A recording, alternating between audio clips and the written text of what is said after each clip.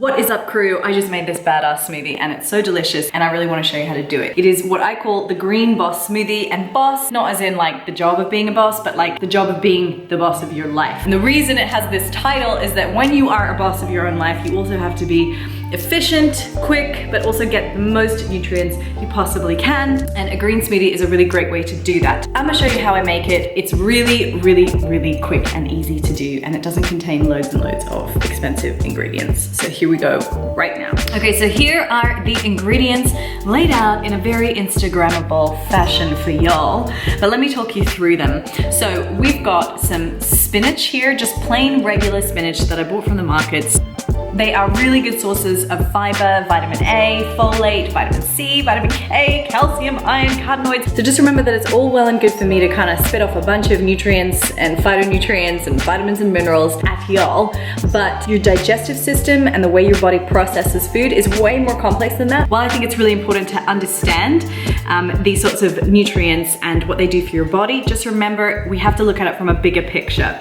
So you're not just what you eat, but you are what you absorb.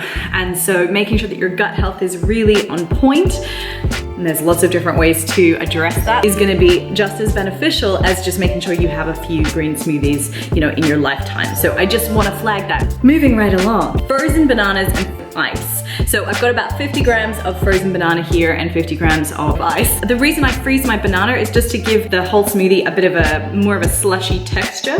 The next ingredients is the protein powder. Now, this is a vegan plant-based protein powder with a blend of rice, pea, and hemp.